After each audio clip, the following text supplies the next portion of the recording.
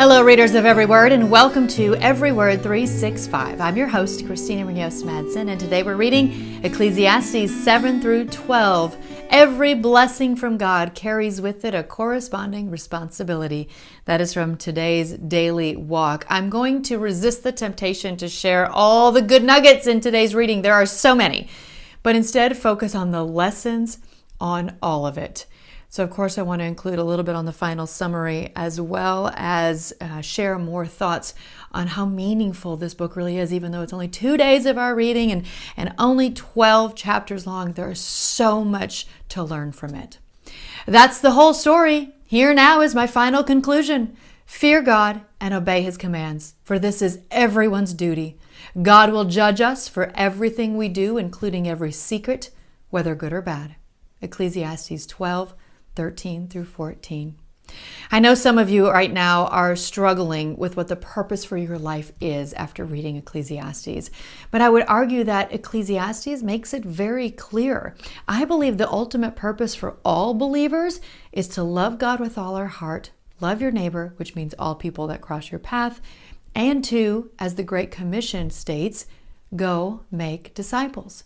So I'm including a link about the Great Commission, which is in Matthew 28:19 through 20, that we're all really called to go make disciples. The real question we need to figure out is how each of us does those things. How do we do that? By praying and listening to God, not our own desires or how we feel like doing things or what our heart says. Let me be clear, we are also called to be good parents, spouses, employees, based on all the advice we just read through in Proverbs. But when it comes to our entire life purpose, I think Ecclesiastes makes it pretty clear that chasing our own goals or dreams will ultimately leave us feeling pretty empty. What all of these verses are saying is that we have a choice.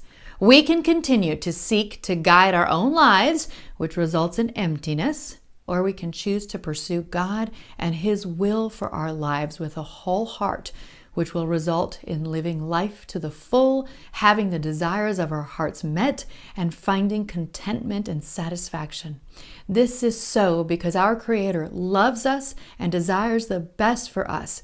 Not necessarily the easiest life, but the most fulfilling.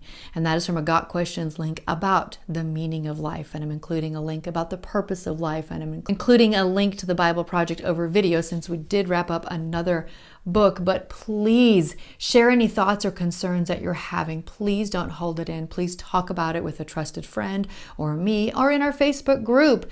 It is so important that we understand why we're here, why we're doing what we do. I've lived a very full life and I had some very fun careers. I was in professional theater. I was a broadcast journalist for 11 years. I was in PR marketing and administration of a higher education institution, and they were all wonderful and great. But if you're being fulfilled by only that, you're kind of missing the point. I hope that makes sense, and I hope you understand what I'm saying. Please reach out and talk if we can. Tomorrow we start and finish an entire book. And if you're not familiar with Song of Songs, here's a quick disclaimer. There are things in this book that will make grown-ups blush. If you're reading with a child or a teenager, you may want to read it alone first to be prepared with how to answer questions that may come up. Hopefully that has piqued your interest enough to see what's in this book. So tomorrow is Song of Solomon. Happy reading!